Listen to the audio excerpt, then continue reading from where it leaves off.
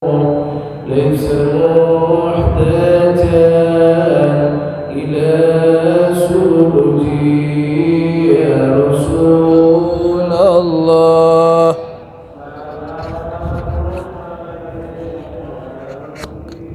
عاشاني ودرجي ومريض أنت عائده قد أتاه الله بالفرج يا رسول الله. ليك يا رفيع عاشاني ودرجي وزمان أنت حاكمه زل ما فيه من العوج يا رسول. سلام عليك يا رفيع عاشا وجهك الميمون حجتنا يوم تأتي الناس بالحجج يا رسول الله. سلام عليك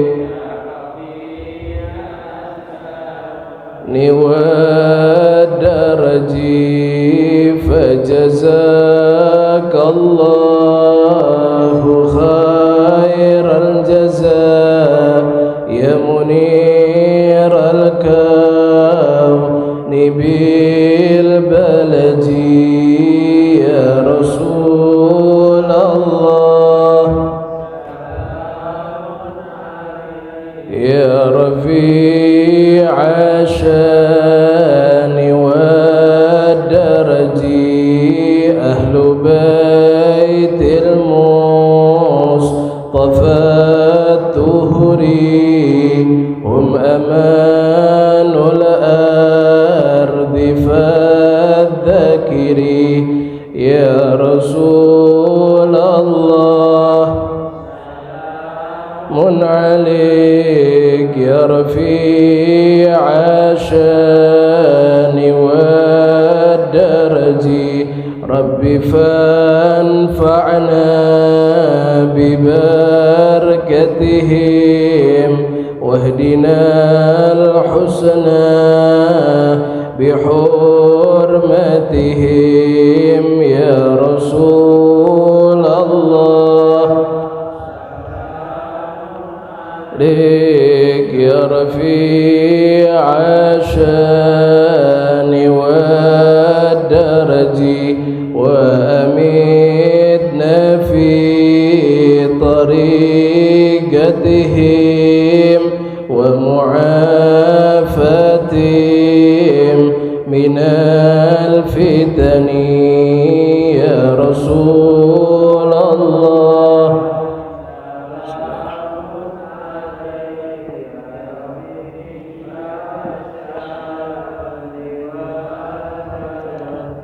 اللهم صل وسلم وبارك عليه. Bismillahirrahmanirrahim. Assalamualaikum warahmatullahi wabarakatuh. Bismillahirrahmanirrahim. Alhamdulillahi rabbil alamin. Allahumma salli wa sallim ala sayyidina wa maulana Muhammadin wa ala alihi wa sahbihi ajma'in wa la hawla wa la quwwata illa billahil alil azim. Subhanaka la ilma lana illa ma 'allamtana innaka antal alimul hakim. Rabbi shrah li sadri wa yassir li amri wahlul 'uqdatam min lisani yafqahu qawli. Amin ya rabbal alamin. Amma ba'd. Alhamdulillahi rabbil alamin. Para jamaah hadirin hadirat jamaah Masjid Al-Iqbal yang dimuliakan Allah Subhanahu wa taala. Bersyukur alhamdulillah di maghrib, di waktu yang penuh dengan berkah ini, kita semua masih ditakdir oleh Allah taala untuk dapat duduk kembali di dalam pengajian rutin, kajian hadis-hadisnya Rasulullah sallallahu alaihi wasallam. Dan semoga apa yang kita dengarkan daripada hadisnya Nabi sallallahu alaihi wasallam menjadikan ilmu yang manfaat, ilmu yang berkah, dan semoga Allah taala jadikan kita semua termasuk orang-orang yang dicintai oleh Rasulullah sallallahu alaihi wasallam. Amin Allahumma amin ya rabbal alamin. Melanjutkan daripada kajian hadis, qala Rasulullah sallallahu alaihi wa alihi wa sahbihi wasallam, jalisul kubara wasailul ulama wa khalitul hukama, hadithun sahih rawahu at-Tabrani. Nabi sallallahu alaihi wasallam beliau bersabda, duduklah kalian dengan orang-orang yang besar,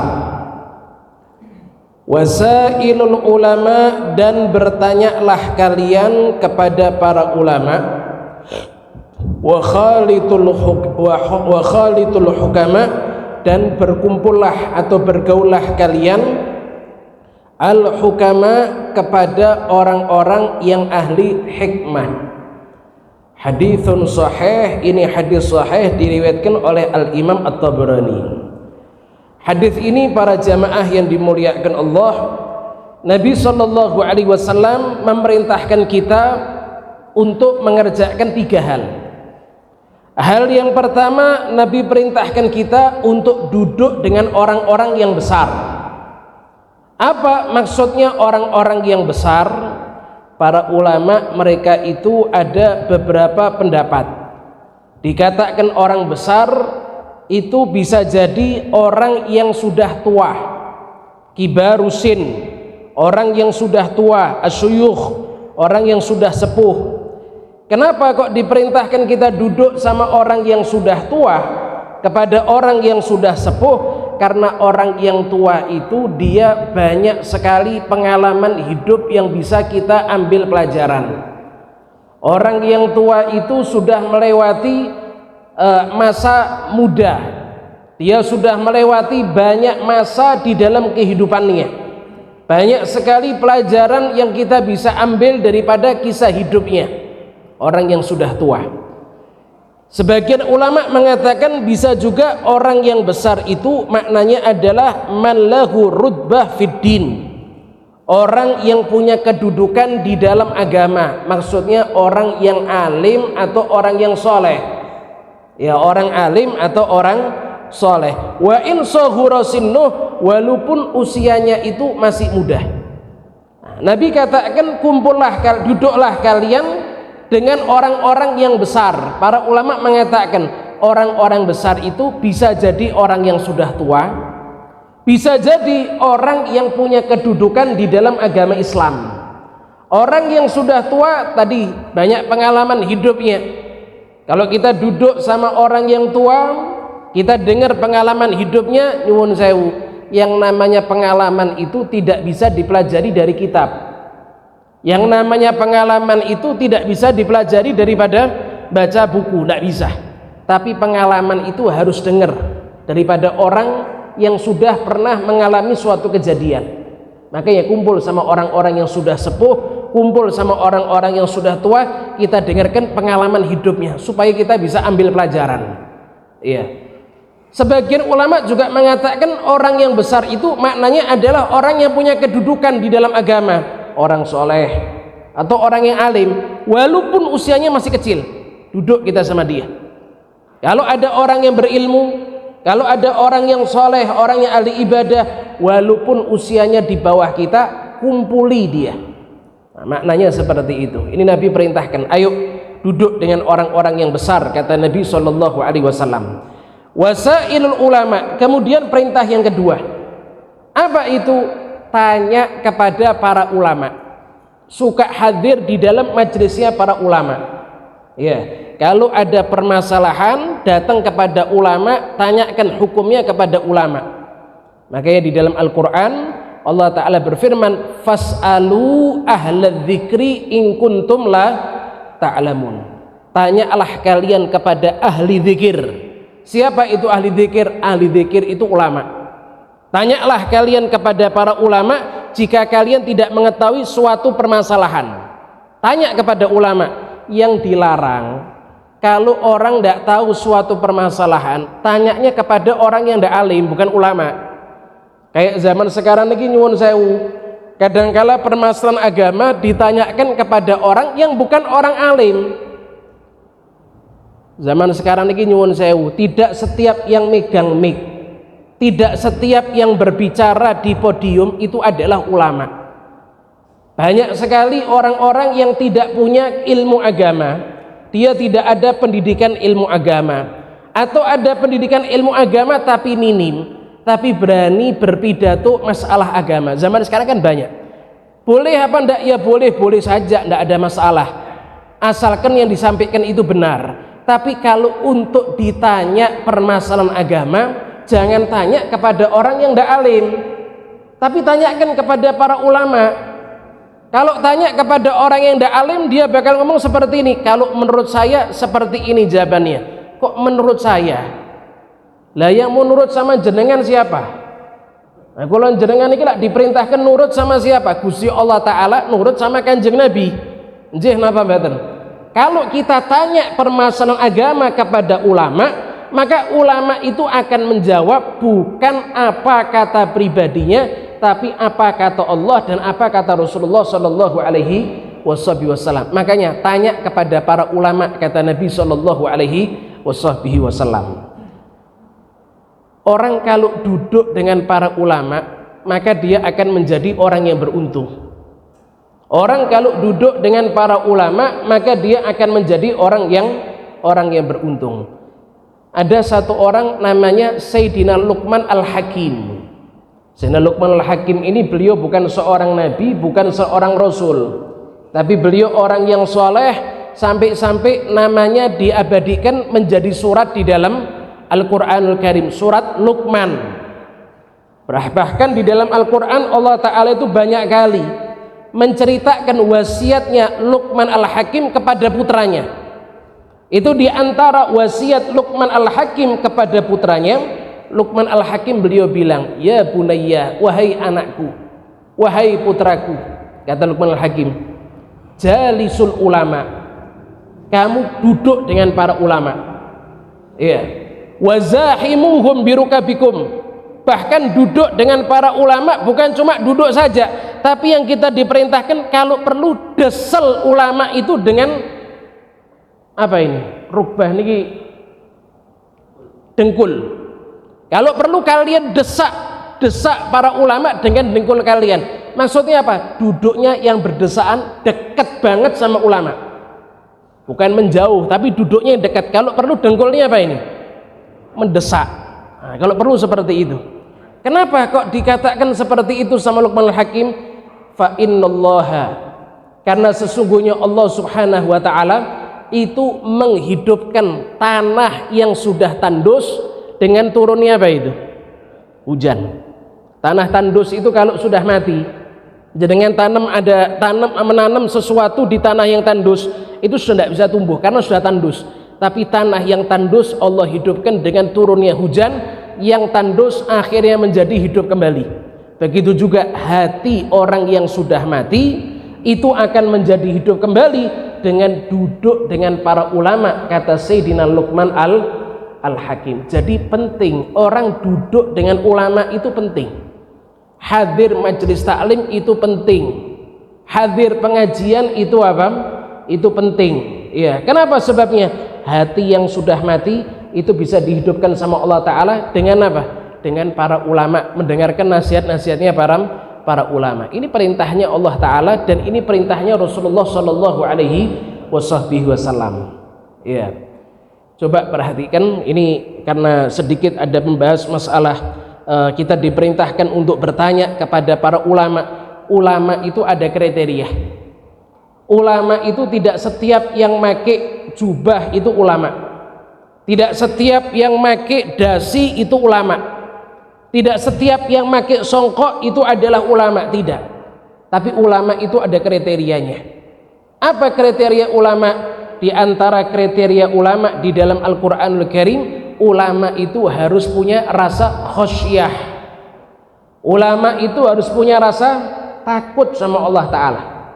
Kalau ada orang yang ngakunya ulama tapi tidak takut sama Allah Ta'ala, itu namanya ulama abal-abal. Nah, itu namanya ulama abal-abal. Ini ada ulama tapi berani riba. Ada ulama tapi berani bohong. Ada ulama tapi berani nyebar fitnah di masyarakatnya. Ada ulama tapi dia suka ngadu domba. Itu ulama, tapi ulama apa itu? Abal-abal. Ya, ulama itu harus ada khosyah di dalam hatinya. Karena Allah Ta'ala ketika mensifatkan siapa itu orang yang takut kepada Allah Ta'ala, Allah Ta'ala katakan innama yakhshallaha min ibadihil ulama, hanya saja yang takut kepada Allah di antara para hambanya hanya para ulama. Hambanya Allah yang takut sama Allah hanya siapa? Hanya ulama. Lah kalau ada orang ngaku ulama tapi tidak takut, itu namanya ulama abal-abal. Lah nyuwun sewu, akhir zaman itu ulama abal-abal banyak merajalela. Ya, ulama abal-abal itu banyak merajalela. Niki nyuwun sewu, nek kula jenengan buka media sosial niku sedaya tiyang berfatwa. Sedaya tiyang berpendapat masalah agama. Akhirnya kula jenengan yang baca niki bingung lho, niki jan-jani boleh napa mboten niki. Ustadz si A ngatakan boleh, Ustadz si B ngatakan tidak boleh. Orang jadi bingung itu. Adu domba di media sosial dan lain sebagainya. Akhir zaman ulama itu banyak ulama yang abal-abal. Makanya di dalam hadits-haditsnya Nabi yang menceritakan di antara tanda-tandanya akhir zaman, Nabi itu beliau mengatakan sayati 'alan nas satati 'alan nasi sanawatun khadda'at. Nabi beliau mengatakan nanti akan datang kepada para manusia masa-masa atau tahun-tahun yang banyak tipu-tipu. Tahun niku kathah sangat tipu-tipuan, kata Nabi sallallahu alaihi wasallam. Iya. Yusaddaqul kadzib wa yukadzdzabus shadiq wa yu'tamanul kha'in wa yukhawwanul amin. Nabi beliau mengatakan nanti kalau sudah datang yang namanya tahun tipu-tipu, banyak tipu-tipu ada di dalamnya. Orang yang jujur dikatakan dusta, orang yang alim malah dikatakan tidak alim, orang yang ahli dusta dibenarkan. Orang-orang itu mengatakan oh ini fulan bukan orang alim, padahal dia orang alim. Yang jujur didustakan, yang ahli dusta dikatakan jujur. Orang yang tidak amanat dikatakan orang yang amanat. Orang yang ahli khianat dikatakan orang yang amanat. Tipu-tipu. Iya. Niki zaman sekarang sudah terjadi. Zaman sekarang niki sudah apa niki? Terjadi. Orang yang genah dikatakan tidak genah. Iya. Orang yang tidak genah dikatakan apa niku? Genah. Niku sudah terjadi zaman sekarang. Bahkan Nabi Shallallahu Alaihi Wasallam beliau mengatakan di zaman niku ucapan yang paling didengar yaitu adalah ruwaibidah.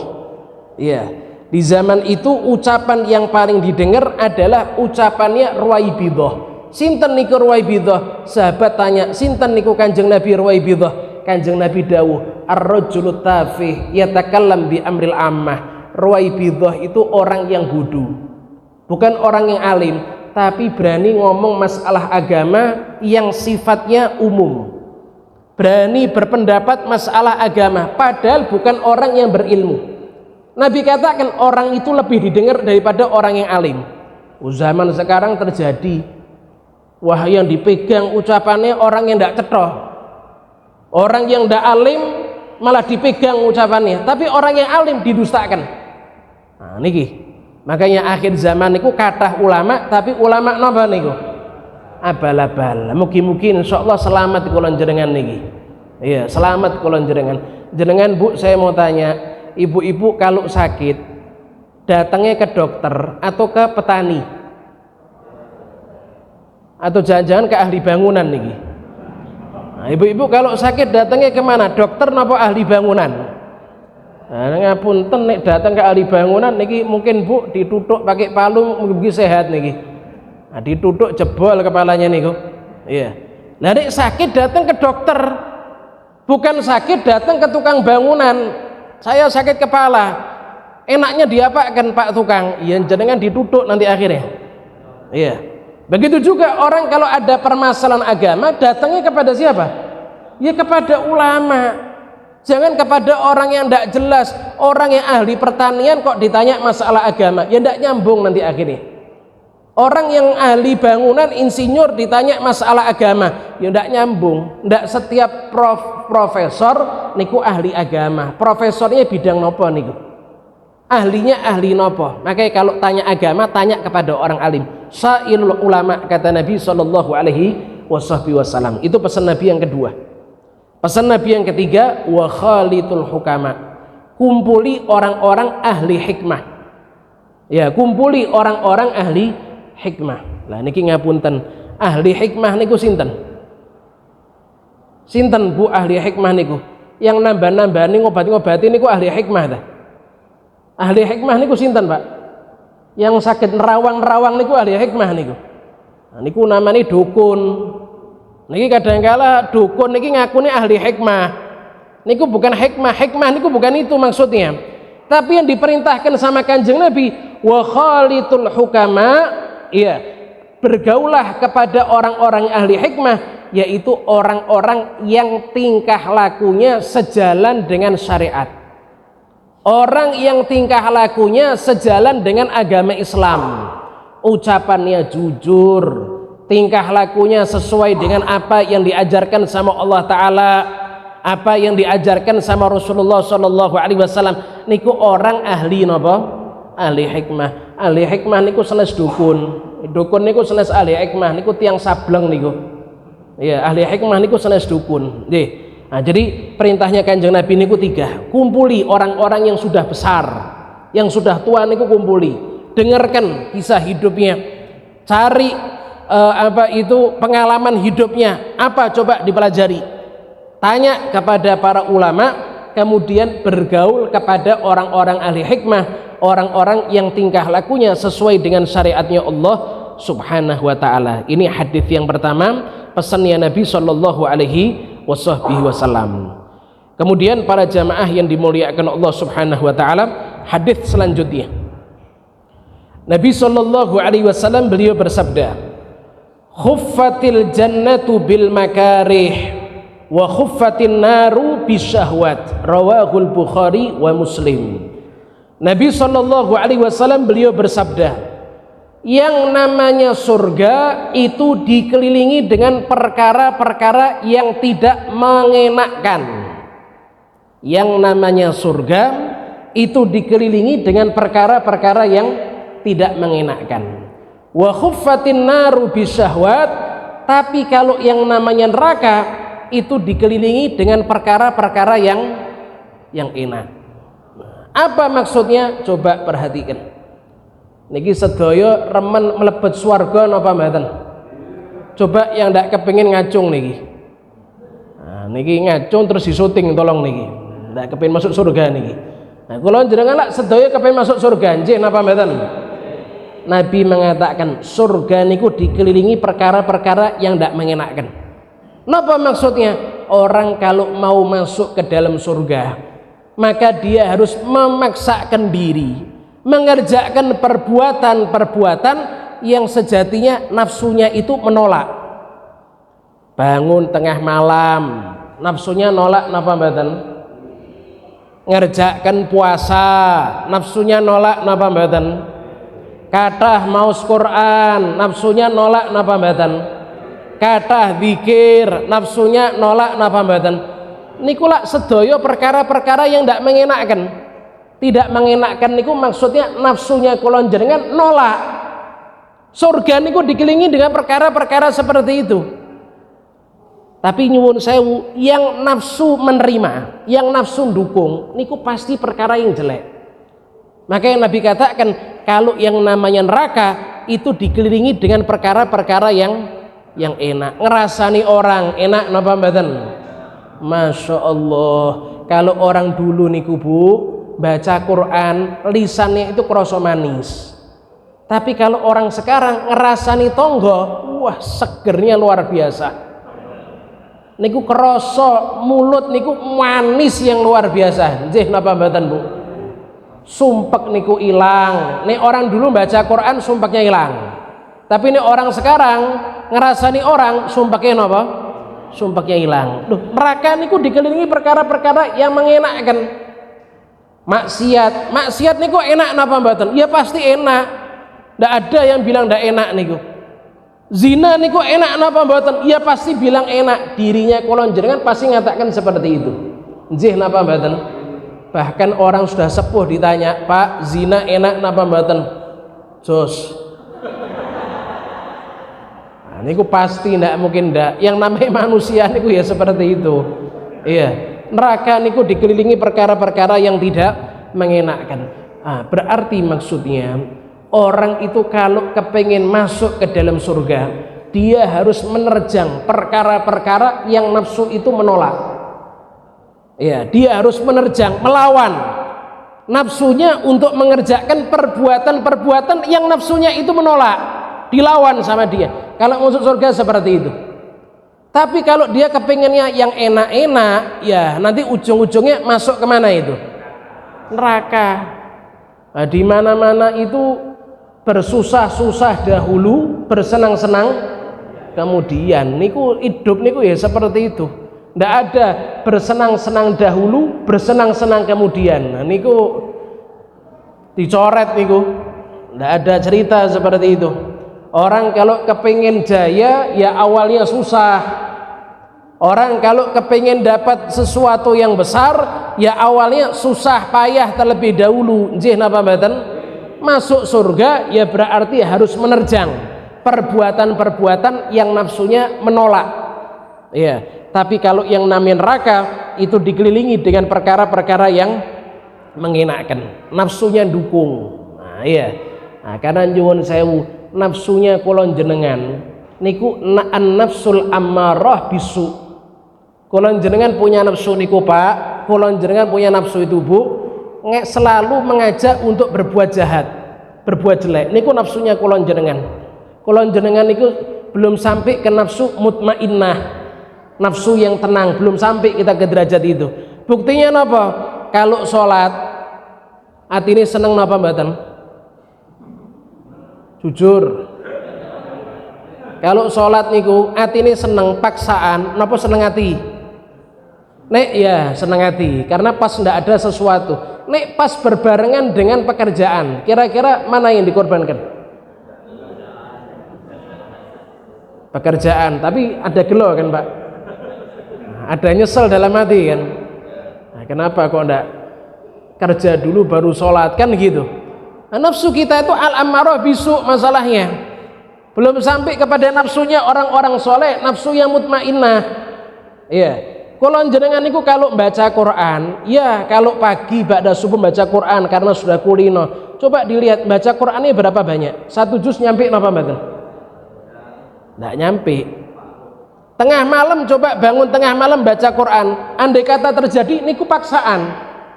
Bukan timbul dalam hati dalam keadaan senang hati. Lah kulon jenengan belum sampai ada di situ derajat. Napa tingkatane kulon jenengan? Niku leres napa mboten niku? Niki yang ngomong sami yang dengar niku sami mawon. Nah, makanya faham yang ngomong karena juga sami mawon niki nafsu al-ammarah bisu. Lah, kalau kulon jenengan niku membiarkan diri kita untuk mengerjakan yang enak-enak, yang susah ndak mau dikerjakan, nanti ujung-ujungnya ngarah kemana niku? Nah, ke dalam neraka. Wal iyadu billah min dzalik. Surga niku dikelilingi dengan perkara-perkara yang tidak mengenakkan. Sedangkan neraka niku dikelilingi dengan perkara-perkara yang mengenakkan. Niki dawuhnya Kanjeng Nabi Muhammad sallallahu alaihi wasallam. Nah, seperti itu. Ya. Masya Allah. Nah, kinten-kinten kula jenengan niki kepingin masuk surga napa mboten?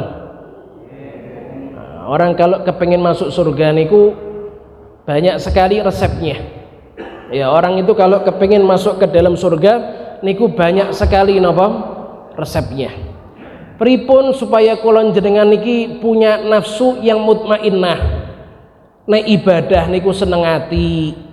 Kalau luput ndak baca Quran gelo. Niki pernah ngalami napa mboten niki? Lho kok nangis kenapa Bu? Nggih, lupa baca Quran. Lah pernah napa mboten niki? Sering nggih. Nah, yang sering niku kok nangis kenapa Bu? Nggih, kathah hutang. Nah niku sering nek itu. Iya.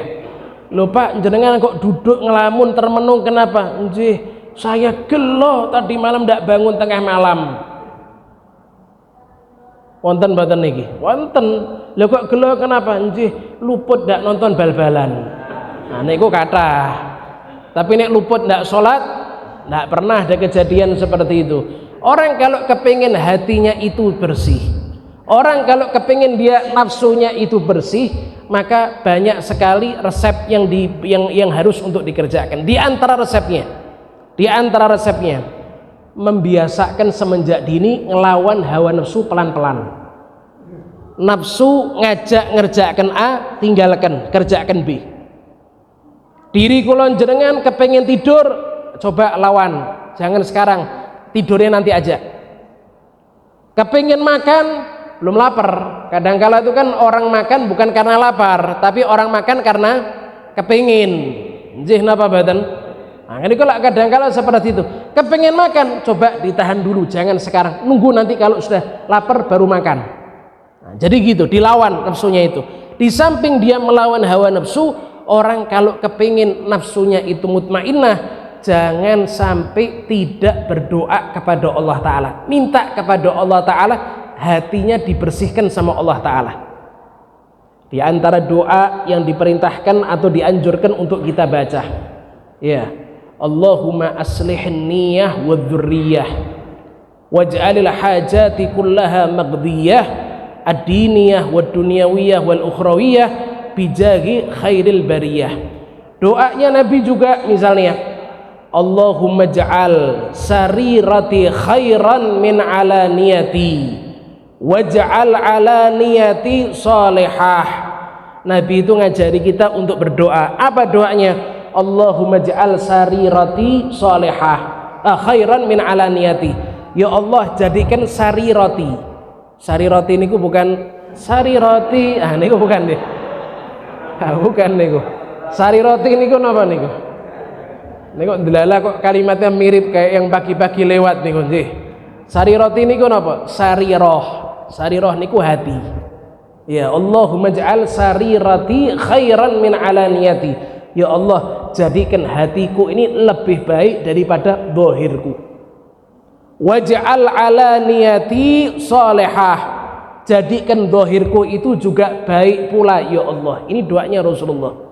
Orang kalau sering baca doa itu, Allahumma ja'al sarirati khairan min alaniyati waj'al alaniyati salihah, maka hatinya akan dibersihkan sama Allah Ta'ala. Nafsunya akan dijadikan orang yang nafsunya mutmainnah. Ngerjakan sholat seneng hati, lupa ndak sholat duha nangis. Nah niku orang hati yang resik niku.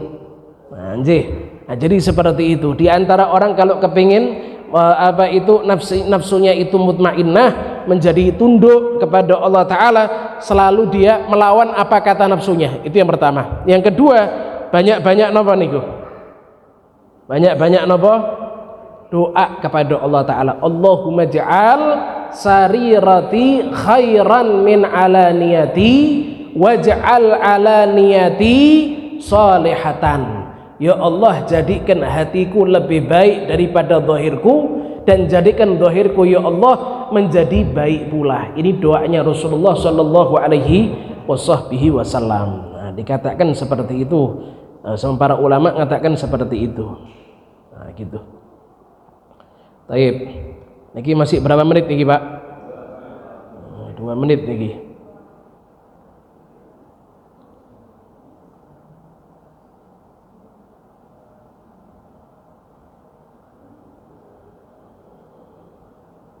Masya Allah.